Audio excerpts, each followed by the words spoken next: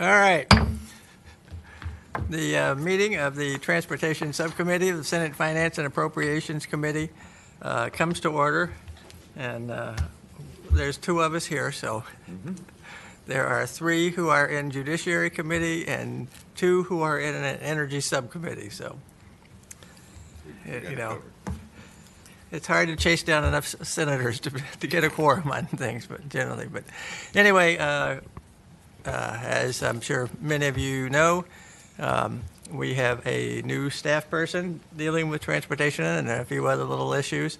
And she has, effective today, Jason Powell is working for the Secretary of Transportation, so, and special assistant to him. So we have Kendra here, Brown Shiflett, and we'll have her start out on things. So.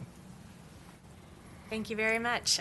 I know that both of you probably know more about transportation than I do, but I will catch up quickly, I promise. So we're going to start this afternoon with going over the transportation items that were in the introduced budget bill. We're starting off with the Secretary of Transportation.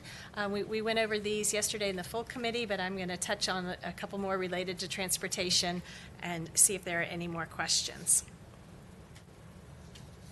Under the Secretary of Transportation, there's some language that's going to expand the projects that are eligible for funding through the Federal Grant Anticipation Revenue Vehicle Program, and that deals with the type of, it's a funding mechanism where debt is issued with the pledge of federal aid is the repayment in the future.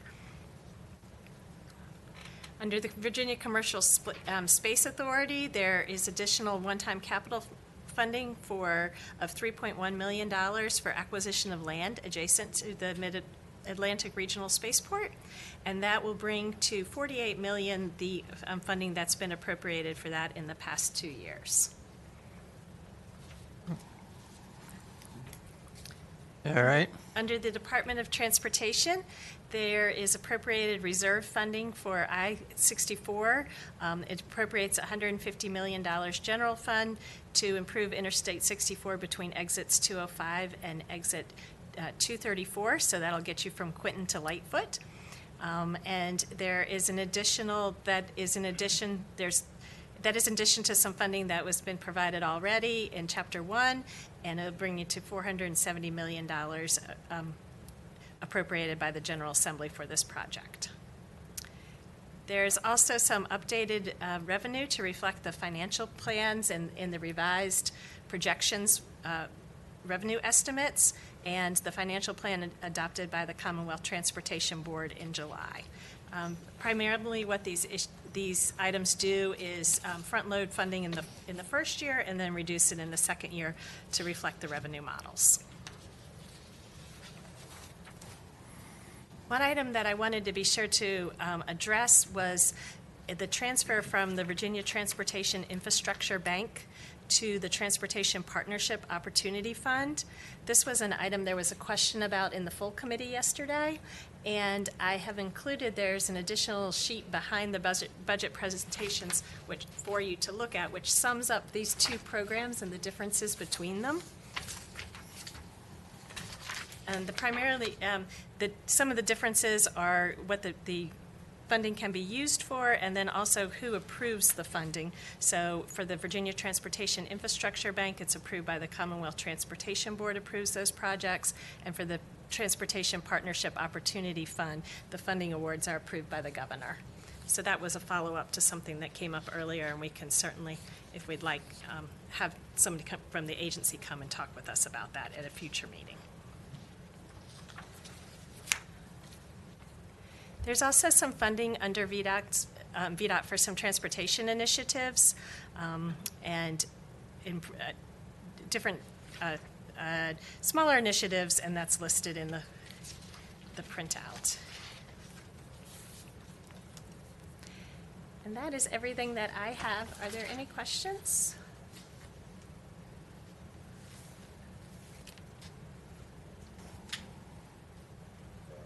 Mr. Chairman. All right. Well, we will now move on to the Department of Rail and Public Transit, Transportation, and then to the Passenger Rail Authority, so. Good afternoon. Yes. I'm Jennifer DeBrule, I'm the Director of the Department of Rail and Public Transportation. I'm going to give you an update on some of our key initiatives this afternoon. Here we go. Just a sec.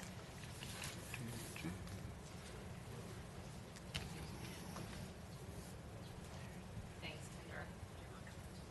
So I'm going to talk a little bit about our agency and what we do, how we are connecting the Commonwealth through growing transit ridership and also increasing rail freight movement by rail and removing trucks from the highways, talking about how we're allocating our state funding and looking to the future, some of our special initiatives and some legislation that you will see before the committee later this session.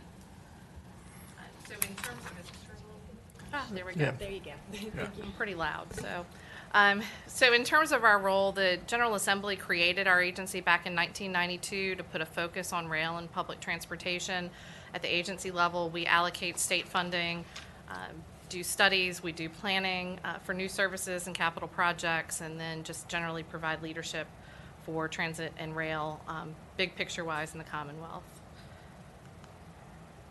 We don't deliver transit services or rail. We don't have trains. We don't run the buses. We do everything that we do through partnership. And so we work with a lot of different partners, whether they're transit agencies, railroads, planning organizations. We've got great partnerships around the Commonwealth, and the credit for the work that happens to move Virginia goes to those agencies. One of my big focuses since I took on this role last year is to rebuild. Where were you at before? Were you internal or? I was internal. I was She the was- chief she was of here. transit. So I've been around for a little while. Yeah.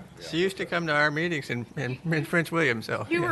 were my seatmate for That's right, a long yeah. time at So PRTC. in other words, you know your stuff already. I might know a little bit. After 30 years of Virginia transportation, I know a thing or two. Okay. But one of the things that I was asked to do by the Secretary and by the Governor when I took this job was to help rebuild transit ridership in Virginia. COVID was really hard on our transit agencies. They did a fantastic job during that period of time, maintaining lifeline services, really putting operators out there on the road to keep people moving in a time where we saw, commuting go to nothing. So what's on the slide is what our trends look like, and the good news is we're heading in the right direction. So we are seeing growth in ridership across across Virginia agencies in the aggregate. The Northern Virginia agencies, I will say, Senator Barker, continue to lag behind the rest of the state just because of the federal workforce and decisions not to bring them back to a regular workplace schedule. The middle of the chart, that's the trend for WMATA, for the Washington Metro system. Their bus ridership is rebounded more so than the rail, and again, I think that's indicative of the commuting patterns up there in the federal workforce. All the way on the right-hand side is Virginia Railway Express. I think they've been impacted the most severely because they do provide primarily a commuting peak hour driven service, and that's what we've seen recover the slowest, but they are starting to recover. So if you look at the colors on the chart, the aqua color on the left, that's 2019. The green color on the right is 2022. So that's our trend over the last 4 years. Virginia Breeze, that is our state-operated intercity bus service. We have 4 routes that serve different parts of the Commonwealth. 2 of those routes operate in the I-81 corridor, 1 up the 29 corridor, and then 1 east-west from Martinsville to Richmond, and then north on I-95. That service is doing fantastic. We are exceeding all of our pre-pandemic ridership rates. We're exceeding all of our goals. That is something that we do 100% with federal money and fare box revenue. No state money goes to support that, and we're very proud of the work that we've been able to do to connect rural Virginia to destinations like D.C. and Dulles Airport. Right. With that. Can't talk about statistics without talking a little bit about our rail program as well. We have through our rail industrial access and some programs that I'll talk about in a minute, we're looking to put more freight on the railroad, and that takes trucks off of Virginia's highways. So Between 2017 and 2021, we were able to divert more than 54 million trucks from Virginia's highways by moving freight via rail. And that's investments that we were able to make in our rail program. So that's a nice time to pivot to our 6-year improvement program. So the program that was approved by the Commonwealth Transportation Board back in June for fiscal years 23 through 28 is a $6.2 billion program. Fiscal year 23 alone is over $1 billion, which is the largest program in the history of the agency. So lots of investment in transit and rail. So I'm going to spend the next couple of slides talking about what's that doing for us.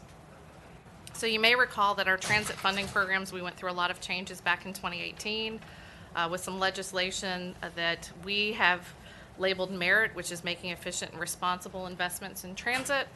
This is a performance and prioritization driven allocation model that we use on an annual basis to allocate funds to our transit agencies.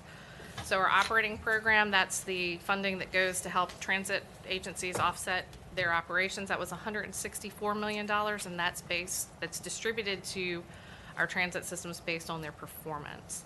Our capital program was $79 million for 23. We do take a fix-it-first or state of good repair approach to funding capital investments, so at least 80% of the program is focused on replacing things that we've already invested in. And then our special programs, it's a smaller element of our program, but that's where we're able to fund things like innovation projects, technical assistance, commuter assistance programs to help support increasing transit ridership in the Commonwealth and to make sure that we're making good investments. The federal side, we've seen a lot of growth with the Infrastructure Investment and Jobs Act. Our federal program is now almost $100 million that comes through the state and goes to various agencies. We also are responsible for passing funding through for WMATA. So the information on the slide on the screen shows, if you look at a 5-year average, how much money is coming out of the Commonwealth. Senator Barker, you know this very, very well. The funding that's coming through our program at DRPT and goes to the Northern Virginia Transportation Commission and WMATA represents about 14% of the overall operating and capital subsidy that goes to Metro. You may recall back in 2018 when dedicated capital funding was passed, there were a number of accountability measures that came along with that.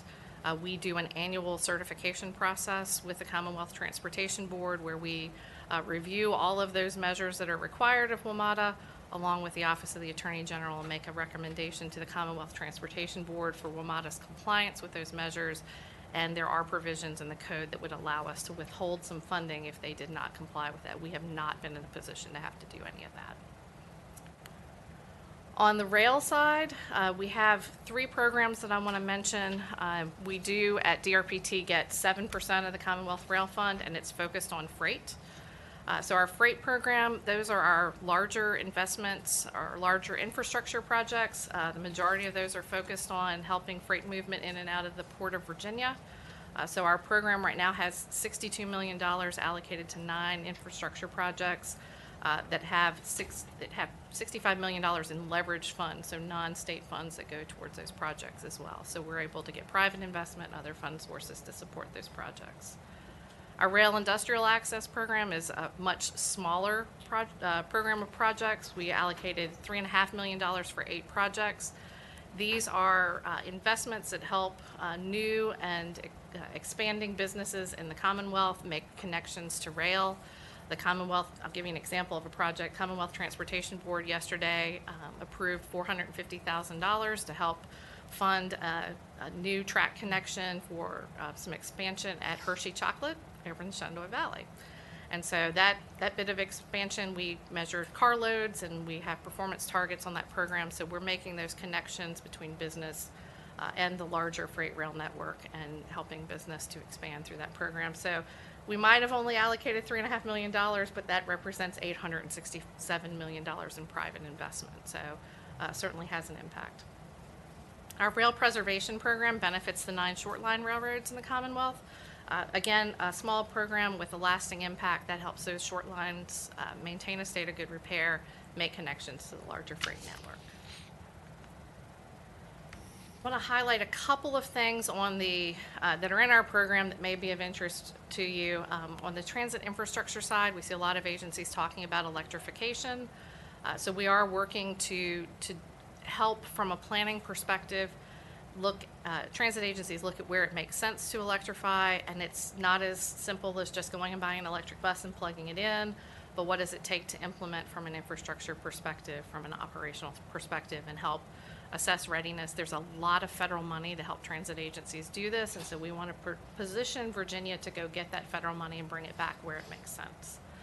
On the infrastructure side as well, one of the things that came out of the Transit Equity and Modernization Study was the condition of the bus stops in the Commonwealth. There's over 15,000 bus stops, and most of them don't have basic accessibility and safety things in place. So we are working through our program to put better bus shelters and improve accessibility, again, where it makes sense based on ridership. Yes. Yes, Senator Marson. Would some of these bus stops just be open air, there's a sign and you just stand on the Yeah. gravel on the shoulder of the road? There are If many- there's gravel. in some places, and I mean, I live in the Metro Richmond area, and I can tell you on my way to work, I drive a corridor that has bus stops that are literally a sign at the edge of the pavement, and there's nothing there. There's not a pad, there's not a shelter, there's not a bench, there's nothing, and people are out in the elements, and they're at those bus stops all the time. And so to have basic accessibility like a sidewalk connection, a pad, simple shelter, we're not talking about anything elaborate, but simple basic accessibility measures for safety and comfort of passengers. Another element of our program, and you will see there are a couple of bills that are on the docket on the Transportation Committee having to do with microtransit. And really, this is state of the practice. It's something that we started actually with the rural areas where we were able to secure some federal money to deploy microtransit in Gloucester County and in Wise County. And what microtransit does is it basically uses technology to connect a rider with a vehicle. And so you're able to go on your phone if you live in one of these microtransit zones, say, I need to be picked up and this is where I need to go. And the software and the algorithms in it are able to match up different people going to different destinations so that you end up with 5 or 6 people in that small vehicle that's on the screen and able to pick up and move those folks where they need to go. We are finding it is much more effective in these 2 pilot areas than a fixed route transit service. Out in Wise County, it has done an incredible job in the town of Wise. They've really, in terms of making connections to jobs, education, healthcare, they've done really, really well. We're working, we funded some other pilot projects, a couple in Hampton Roads, and then another couple around the Charlottesville area that are just getting up and running.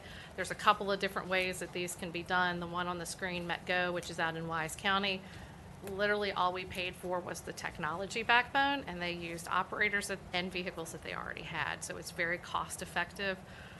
So you'll hear more about that. You'll see some bills come through having to do with microtransit deployment. It really does give us a lot of hope for the future of transit to be more demand responsive and able to move more people more effectively.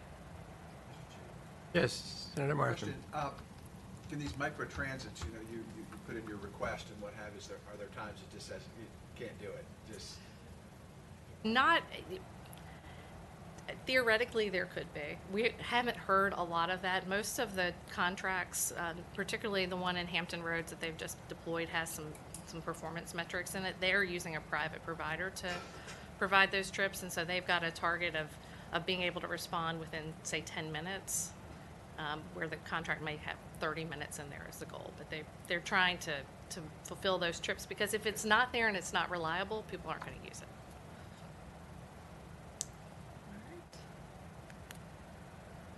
Statewide rail plan. So we are required by the Federal Railroad Administration to do a statewide rail plan every 4 years. This is what we use to establish the statewide vision for both freight and passenger rail, and that statewide planning resides with DRPT. Projects, and you'll hear my colleague from the Virginia Passenger Rail Authority talk more about transforming rail in Virginia in a few minutes, but that whole concept of growing passenger rail in Virginia came out of a statewide rail plan. And so this is where we really kind of put the stake in the ground and say what is the best way to move both passengers and freight via rail. We are wrapping up an update of that rail plan now. We are continuing to move forward with the passenger side of transforming rail in Virginia to deliver the identified program of projects that the Virginia Passenger Rail Authority is charged with implementing. But we're also continuing to work on the development pipeline for that next series of projects, which would include connections to Bristol, infill station in Bedford, and also the Commonwealth Corridor, which is east-west. We've done studies for the General Assembly. We're looking at taking those projects to the next level and continuing planning for those while VPRA is working on the implementation of the projects that have already kind of moved through that process. What we have realized with our rail plan is we were very forward-thinking and very strategic on the passenger side and probably a little less so on the freight side. So for this rail plan, we have coined the phrase transforming freight in Virginia, and it's how can we work with the Virginia Economic Development Partnership, the Virginia Port Authority, to be much more strategic in how we use those rail funds to support freight movement, to help support economic development, support freight fluidity at the port. I will say we are learning as we go. We are working very closely with our partners. We've left ourselves some breathing space in the rail plan, and we have the ability to kind of continually let that section of the plan evolve. But we are very focused on leveraging as much of our the freight rail side of the program to strategically invest in the port and in economic development. So we'll have more on that going forward. The last thing that I want to walk through with you today are some changes to the Commonwealth Mass Transit Fund. There's on the Senate side, we have Senate Bill 1097 with Senator Cosgrove. What we're doing with this particular piece of legislation that will flow through this committee is to make some changes to the Commonwealth Mass Transit Fund. It does not change the overall amount of funding in the Commonwealth Mass Transit Fund or which entities get it, but we're trying to address a couple of issues. The Virginia Railway Express is Virginia's only commuter rail operator. I mentioned already that they've had some challenges coming out of COVID. We have been funding them through a bus formula since 2018. Right. And I think we've reached the point where we've realized the square peg does not fit in the round hole, and it's time to take a different approach. Additionally, we've got some additional Commonwealth Transportation Board oversight requirements for both VRE and for Metro that are included in the bill. So on the VRE side, we would pull them out of our traditional operating and capital programs, and we would set aside a separate category of up to 3.5% for VRE. We would still have performance metrics that are part of that, but they would be performance metrics that are specific to commuter rail instead of trying to use bus metrics for them. The board would have some discretion to adjust that 3.5% based on performance. And in terms of accountability, there's language that would require VRE to submit their budget to the Commonwealth Transportation Board by February 1st. There would be no action, but that is just to have transparency about where they are budget-wise. Just order of magnitude, this is about $15 million a year to VRE that grows with the Commonwealth Mass Transit Fund over time. That is in line with our historical average of what we've given VRE out of our operating and capital program, but it represents less than 10% of their overall budget, which was $185 million in fiscal 23. Because we are already well into our budget cycle, as is VRE, those changes would go into effect with our fiscal 25 six-year improvement program. On the WMATA side, we've dealt with a couple of interesting issues over the last couple of years as we've seen more revenue flow through the Commonwealth Mass Transit Fund than we have over the past few years. That's kind of coming out of COVID with some revenue adjustments, some federal funding. So what we saw was the way the code was structured with 46.5% of our funding going to NVTC to offset WMATA operating and capital subsidies, is we were pushing a lot more money through the formula than was ever anticipated, and there was no mechanism there to provide for any adjustment. So what the language in the bill would do was provide that the Commonwealth would provide no more than 50% of the total Virginia operating and capital assistance for the WMATA budget. That is well in line with our historical support of the WMATA capital and operating subsidies, which are usually in the low to mid 40% range.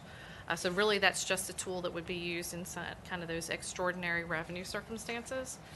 And then there's some additional accountability measures providing, WMATA providing their budget to the Commonwealth Transportation Board as an information item, having the Commonwealth's and NVTC's representatives to the WMATA Board of Directors, along with the WMATA General Manager, address the Commonwealth Transportation Board on an annual basis. Again, accountability, transparency, and having that open line of dialogue.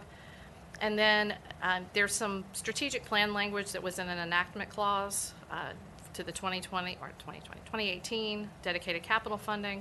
We want to codify that and include the same language that applies to all the other urban transit systems in the state for their strategic plans. So we've been working closely with the folks at VRE, NVTC, and WMATA on the development of this language.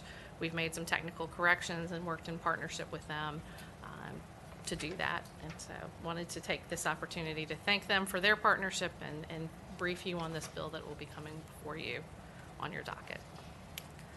I think with that, I'm happy to answer any questions or turn it over to my colleague next.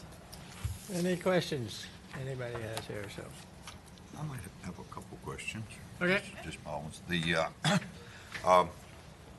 Some time ago, I talked to, was when I was at UVA with the president there. We've got a real critical parking issue in Charlottesville, and the conversation was about transporting kids, staff in across the mountain, that type of thing, because there's a tremendous amount. And you're doing it with your microtransit, whatever these bus lines are doing it. Has there been any concerted effort to maybe organize the movement of college kids around the state?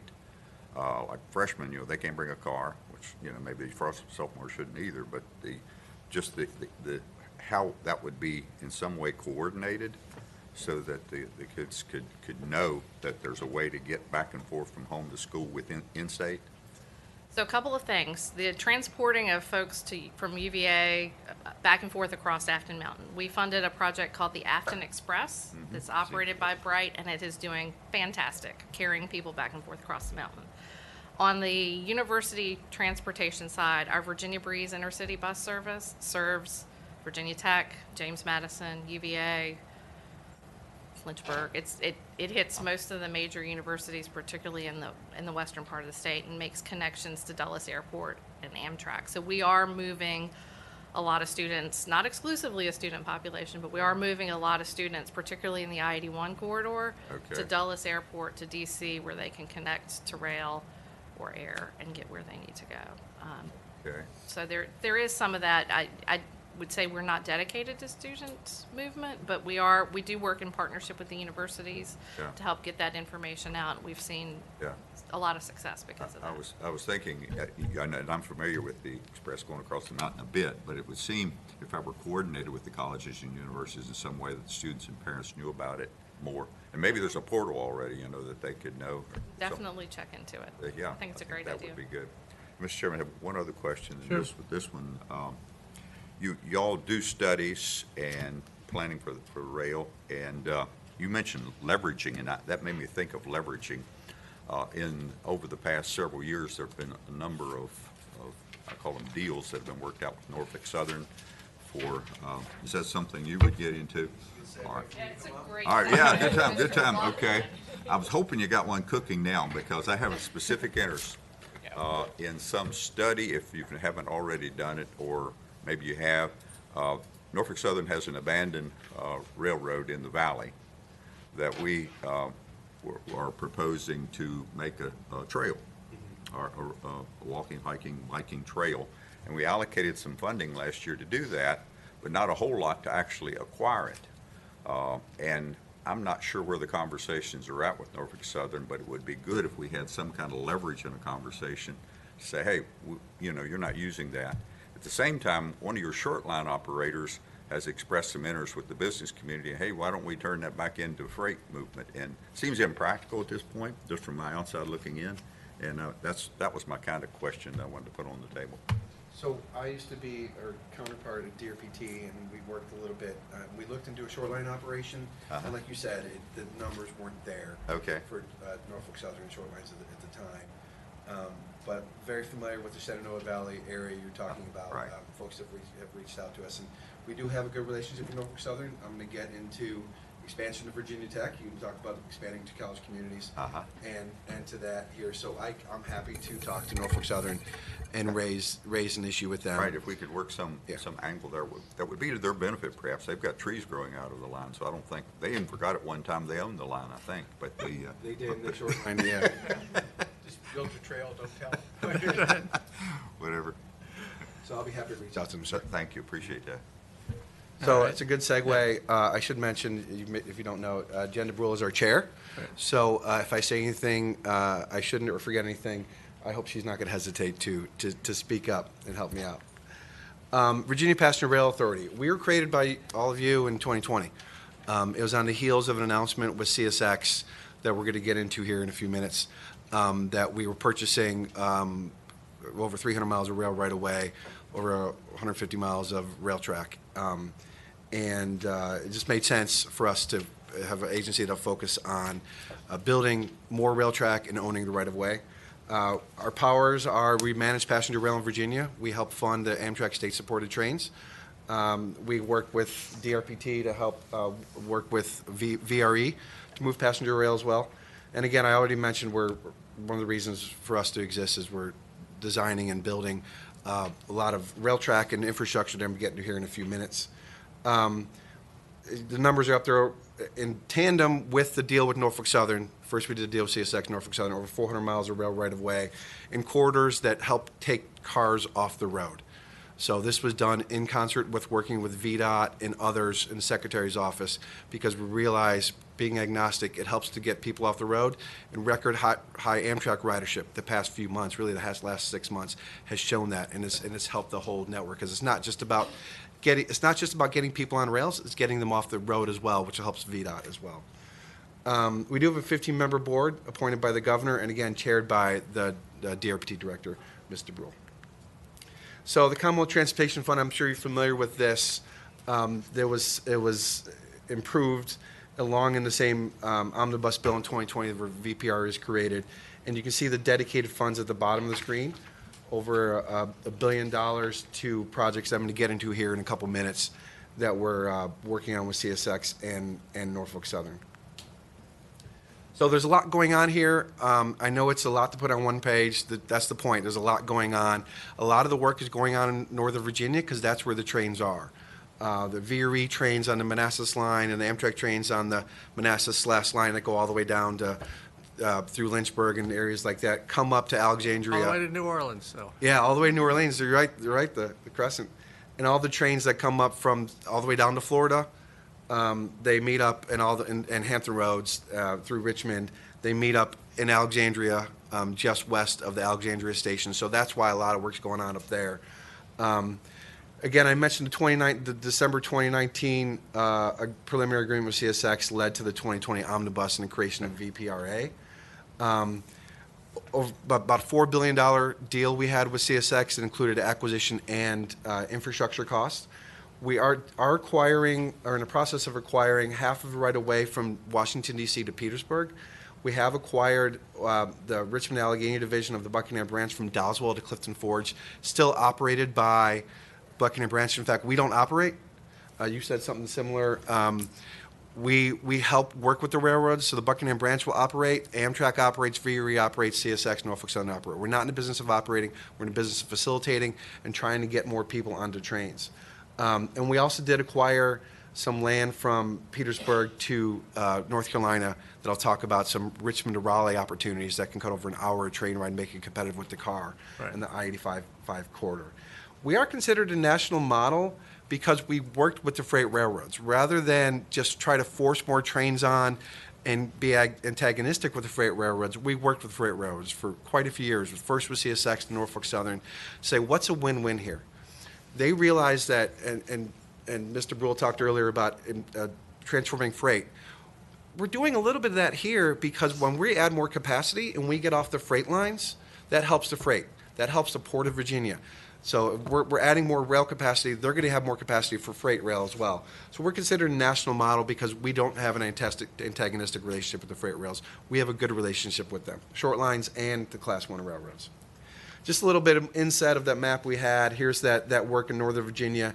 And you can see on the right, right now there is, coming into Alexandria, we have 2 tracks on the Manassas line, 3 tracks on the Fredericksburg line, come into 3 tracks, and then they go down to 2 tracks over the Long Bridge, which, as you can imagine, you do that with a car, 5 to 3 to 2, you're going to have a traffic jam. So during rush hour, it's hard to put more trains out there, and all passenger trains in Virginia lead over Long Bridge. Doesn't matter if you're coming from Roanoke, doesn't matter if you're coming from Norfolk, North Carolina, they all go over Long Bridge. So that's the big part of what we're doing. Long Bridge is over a $2 billion project. I'm going to dive into that here a little bit. But there's also projects up and down the corridor, and I know some of your districts are in the area, and that's going to lead to an eventual 4-track corridor from Alexandria all the way to Union Station, and a 3-track corridor eventually. We have enough right-of-way all the way down to Spotsylvania, which is the end of the VRE territory in Fredericksburg, so we can get off the freight rail right-of-way.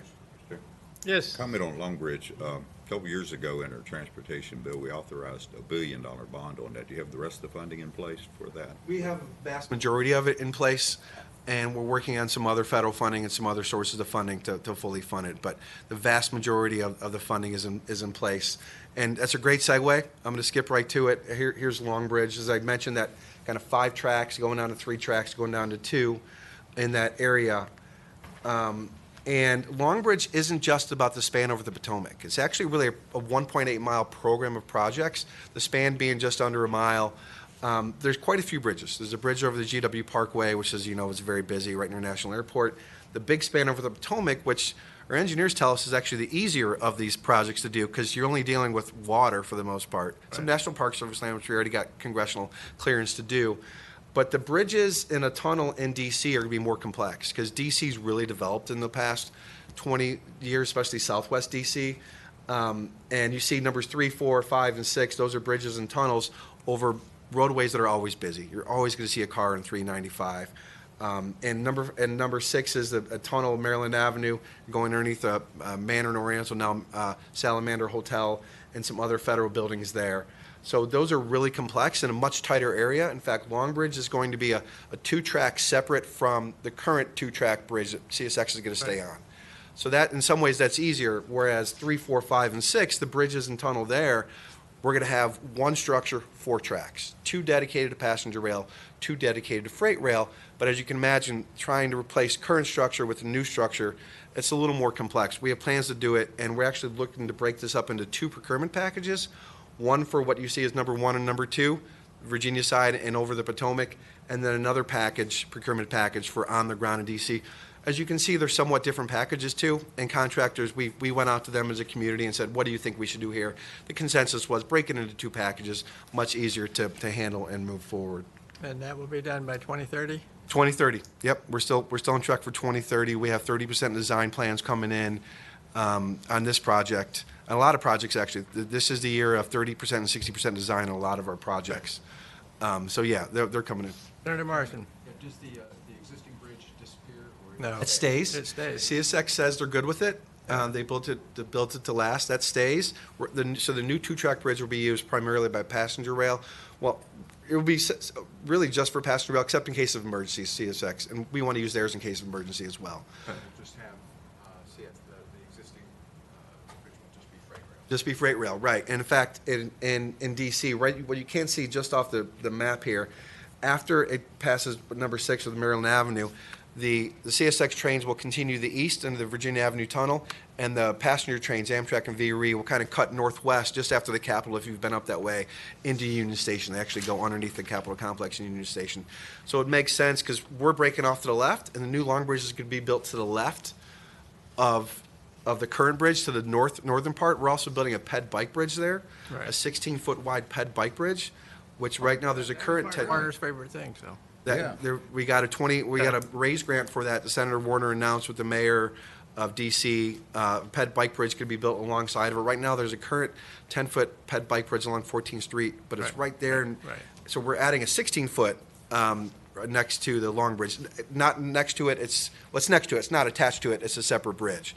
It'll be part of the package. We had to do it also as part of National Park Service mitigation because we're making some slight modifications to National Park Service land. So a lot of people are excited about that new ped bike bridge. Mr. Chairman, I was ready to ask that question. I thought it might be a silly thing to say, and you're actually doing it. We get a lot of comments about the ped bike bridge during the development of the project. But the other thing with the Long Bridge was that's 100 years old. Yeah.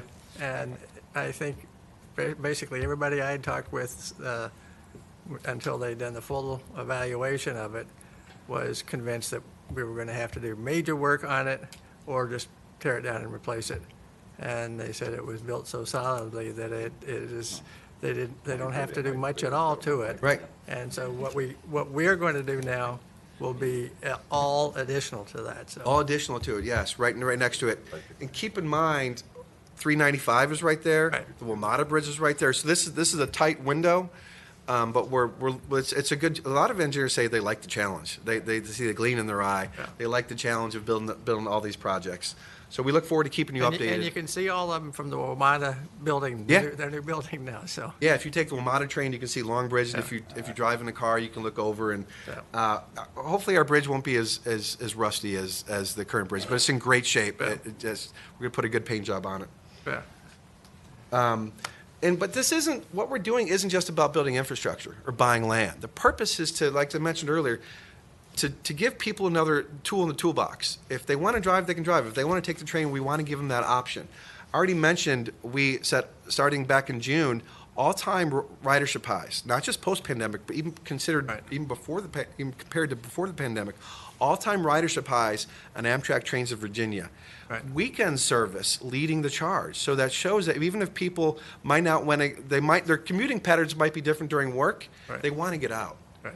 And a lot of this is within the state. All the service goes up to the Northeast Corridor as well. There's a lot of good pairs with Philly and New York, and some of our trains go all the way to Boston. But people want to get out. We see people using it for commuting as well. We have people in the Fredericksburg area say, "Hey, we love this." There's actually a new train coming from Norfolk. Back in July, we added a train to Norfolk and a train to Roanoke. So we have 3 now to Norfolk and two to Roanoke. And people are like, "This is great. I have another reverse commute opportunity in the Fredericksburg area." So people are using it for commute, and tickets are they're $13 to $15 if you're traveling from the DC to Richmond area. Sometimes $20. It's a airline type models. If the train's full, it might go a little higher, but it's a fair price and it's a competitive price and helps get people out of the car. So we've seen great ridership highs before we even added the new trains. So that wasn't just because we added the new trains to as part of the deal with CSX. We got it right to add the new Norfolk train and a new Roanoke train. Ridership's been gangbusters. All 4 routes saw ridership highs. Highest month was in August. Ridership traditionally falls after the summer, but the September, October, and November were highest ever ridership for September, October, and November. December ridership isn't up yet. Senator Marston. Does the passenger rail on the north-south still have to go through the rail yard to get to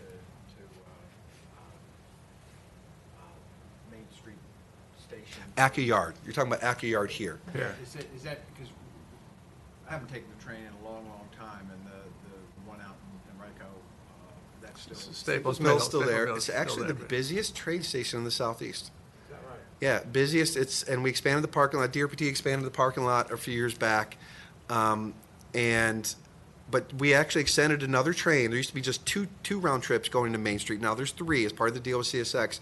We got one of the trains extended from instead of starting at Staples Mill and ending at Staples Mill, now starts at Main Street. So there's now 3, and part of the longer term plan is to bring as many trains as possible into Main Street Station and still stopping at Staples Mill. But that's a real slow. Yes, it is slow. 10 miles an hour speed limit. Yeah, there's some slow speeds in there, and we're already working with CSX to see what improvements could be made through the Acca Yard area. We actually own some land to the east side of Acca Yard, and during negotiations, which I was proud to be a part of, we carved out one of their transflow facilities. So if we need to add another track, a lot of the beauty of all what we're doing isn't just the $4 billion worth of infrastructure we're adding. It's the ability to add even more future infrastructure, whether it be through Acca Yard whether it be through other parts, there's enough room in a lot of spaces other than Ashland. We're not adding a third track through Ashland. Only 2 tracks are staying in Ashland. We have the ability to add more tracks in the future. He went to Randolph-Macon. Oh, so you understand. Somebody made a fatal error, usually every 4 or 5 years. It's, To bring that up. yeah, Well, and actually, we're adding a siding just north of Ashland, because so that can decongest Ashland. So a siding, when I say just north, it's not anywhere near downtown. It's well north of downtown. You can't see it from downtown.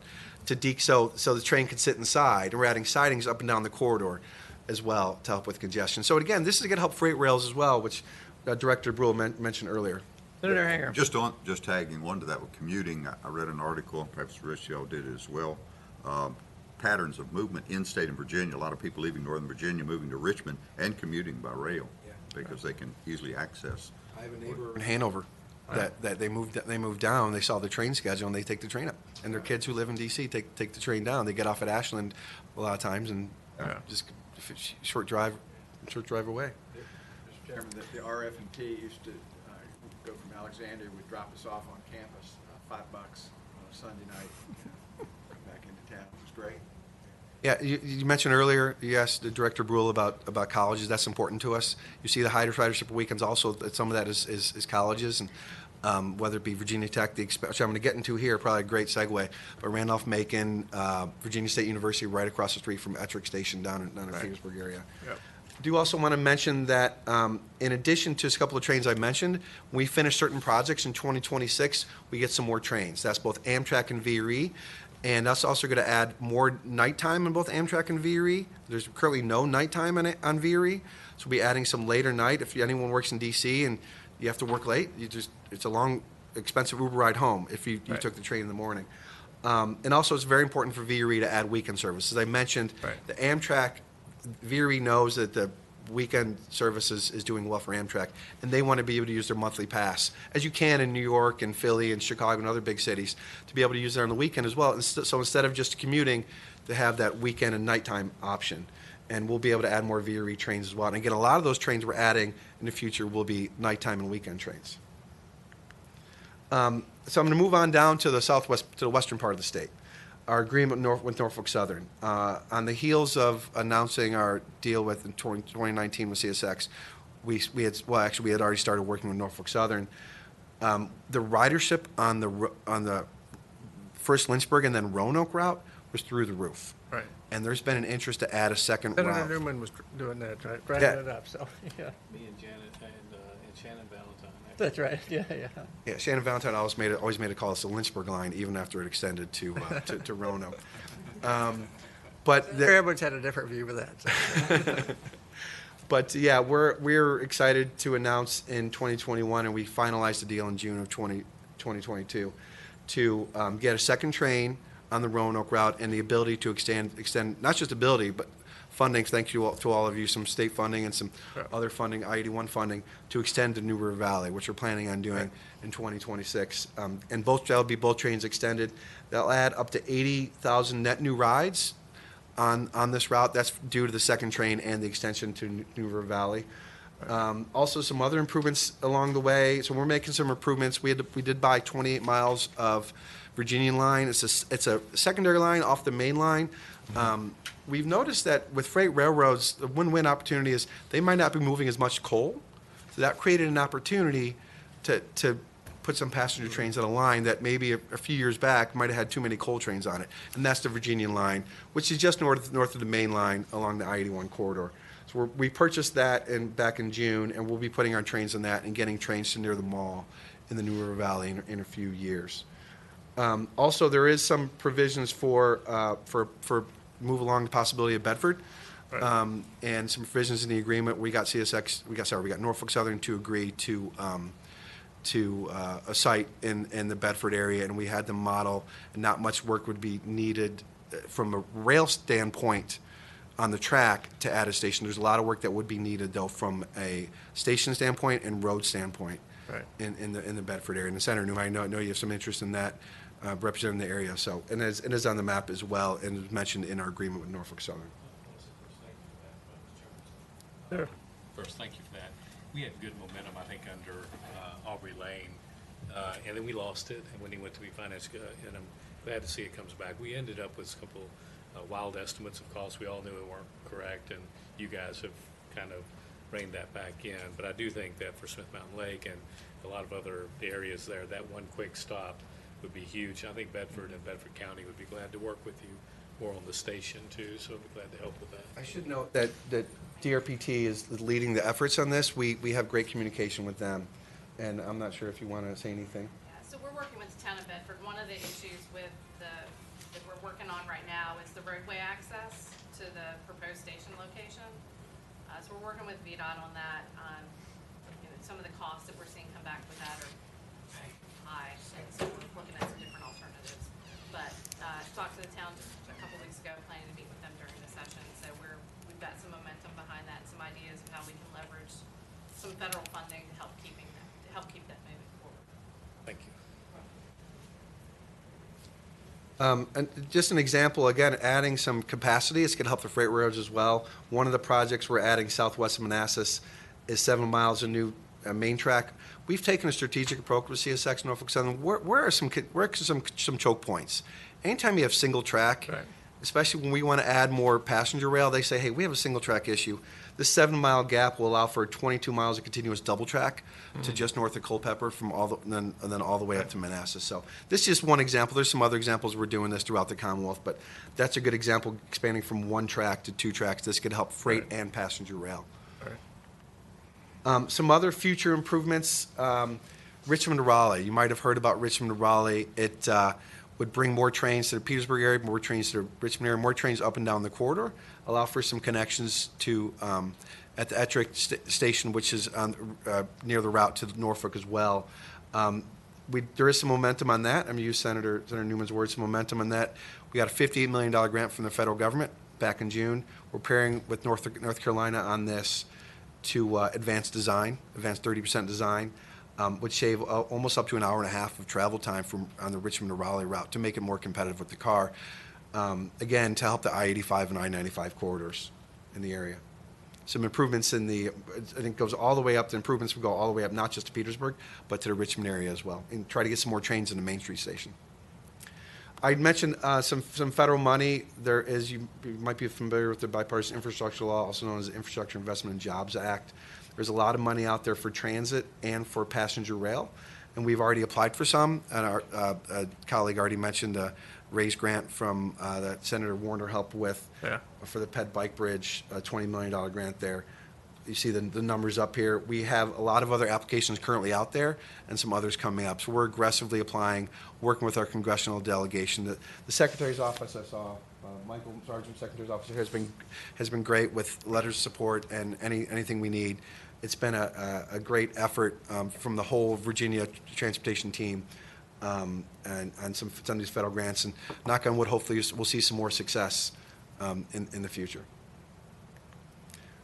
And I'd love the back and forth, but happy to answer any more questions.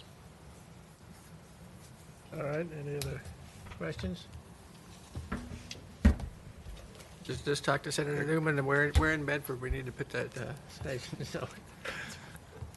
If you could repeat the first hour, because we were unfortunately in energy, and I'd rather have been here, I promise you that. Yes. I do have one question, Yes. just for the future. You go into the New River Valley, we put some study language in there about going on to Bristol. Is that continued? Is that being worked on now? Yeah, that's another DRPT issue. We are continuing to work on Bristol. We have submitted a letter of intent for the Federal Railroad Administration's corridor identification program. That funding opportunity is open now, and so actually I had the folks from the Bristol Chamber in my office yesterday.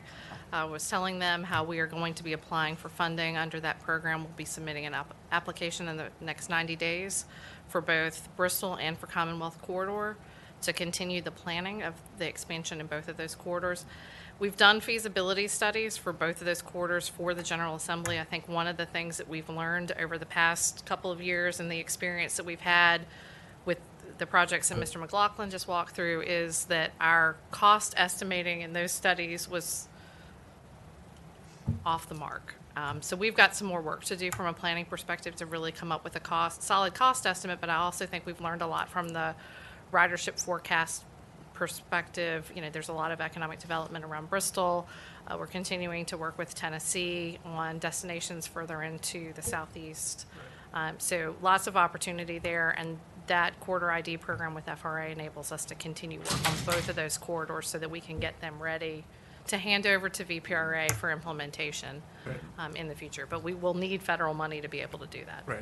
Yeah, we've learned a lot from our negotiations and our on-the-ground work with CSX Norfolk Southern on what it costs to build rail. Right. And in Virginia and the east side, you have a lot of water. Right. And Potomac River. I've type, noticed and that, in the so, west, you have mountains. yeah. So it's not as simple as just. I've it's noticed just- that it's too, just so. laying track.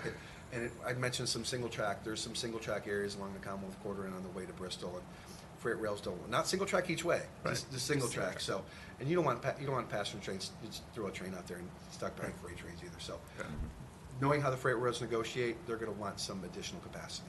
Yeah. for those. Well, we did do a little scouting for you about a little over a year ago, because we had a Senate Finance Committee meeting down in Abingdon. And while we were there, we all went, a number of us went down to Bristol to figure out exactly where the rails were coming in, because they had things that are all set there. They have a beautiful historic Yeah. train station that Right. was Yes. was renovated Yeah. years ago with transportation enhancement funds that were provided by VDOT. So Yeah. had the opportunity to work on that Yeah. in a previous life. Thank you for the opportunity. Yeah, great presentations. Appreciate it. So, Thank you. all right, well, I don't know if there's anything else we have, but we're going to do a little strategizing as sort of where what are the steps that we need to take to be able to get a lot of these things implemented. And, we're finishing up on the 64 issue between Richmond and Hampton Roads. And we're going to have to do some more things down in 81. We know where the next $500 million needs to go, don't we? 81. Right. Yeah, exactly. I was gonna say, something with an 8 to 1 in it. I heard that Terry Austin has a bill that he's talking serious about, which is a 300-mile long toll road, $45 Oh. per end. We got diverted by that conversation 20 years ago. I don't want to go down that road. Trying to go down there again. Well, there was- Would change. Yeah, there was a little, there just, in 2020, there was some discussion on that, and not a consensus on everything. No, it just kind of slowed us down from Yeah. really doing something. Yeah, so. All right, anybody have anything else to bring up? All right, well, thank you. We will adjourn the meeting now.